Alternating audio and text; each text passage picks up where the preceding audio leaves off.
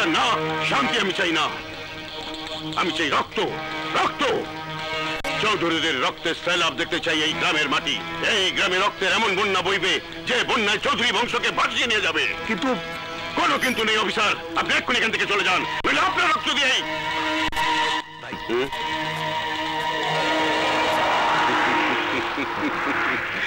এতদিনে তুই একটা ভালো বুদ্ধি দিয়েছিস ছোট। যান অফিসার, আপনি আলোচনার ব্যবস্থা করুন। ওকে।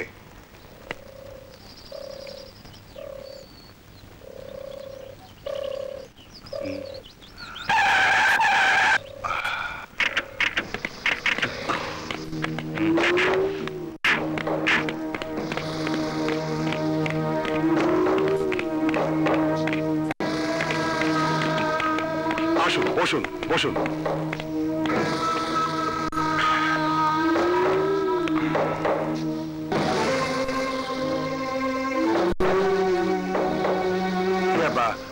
তাহলে খান সাহেব আলোচনা শুরু করা যাক।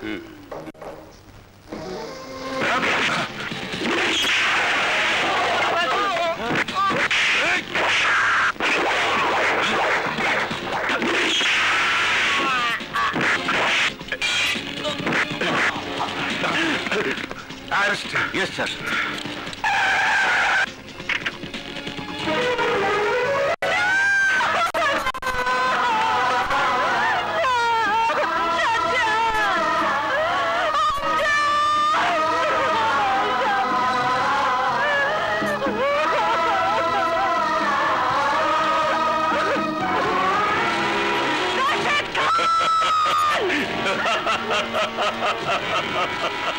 দেখ, তোর বংশের সবাইকে লাশ করে দিয়েছি, চৌধুরী বংশকে নির্বংশ করে দিয়েছি, আর এই গ্রামে কোনো দিন চৌধুরী বংশ মাথা তুলে দাঁড়াতে পারবে না। এই গ্রামে আজ থেকে আমার রাজত্ব চলবে। আমার রাজত্ব চলবে। তাই নিয়ে চলো, চলো।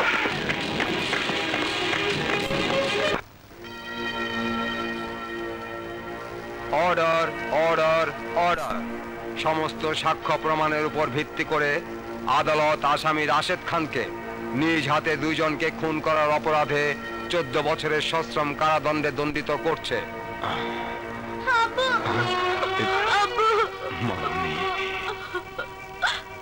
কিন্তু না বাবারা, তোমাদের কোনো চিন্তা নেই, তোমাদের সব ব্যবস্থা আমি করে গেছি। এখন আমি ওদের নিয়ে কি করব? আমার আদর্শে তুমি ওদের মানুষ করবে, ওরাই আমার মতো রসুলপুরে রাজত্ব করবে। তাহলে নীলা, নীলাকে আমি কি করব? নীলাকে তুমি বিদেশে রেখে লেখাপড়া শেখাবে, ওকে তুমি উচ্চ শিক্ষা শিক্ষিত করবে। মনে রেখো, এটা তোমার প্রতি আমার আদেশ। অফিসার, তুমি কি পুলিশ না রাক্ষস? শান্তির নামে আমাদের ধোঁকা দিয়েছো। তোমার জন্য আজ আমি নিঃস্ব হয়ে গেছি, আমার 2 ছেলেকে হারিয়েছি। যে আমাদের পরিবারের সবাইকে খুন করেছে তাকে শেষ করার জন্য এই গ্রামে কি আর একটা মরদও বেঁচে নেই? কি রে সুলতান, আরে বাহাদুর শাহ, চুপ করে আছো কেন? জবাব দাও, জবাব দাও। আরে এই গ্রামের শান্তির জন্য আমার পিতা, আমার স্বামী, আমার সন্তানরা জীবন দিয়েছে, কিন্তু আজ ওই রাশেদ খানদের নির্যাতনের হাত থেকে এই গ্রামবাসীদের রক্ষা করার জন্য এই গ্রামে কি কেউ নেই?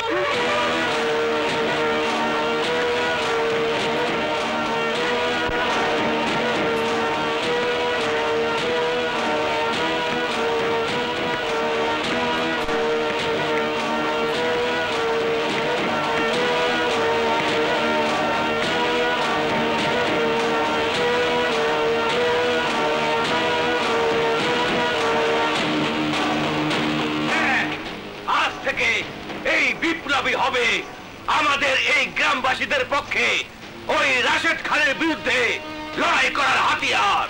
আমাদের দাদা, দাদা, দাদা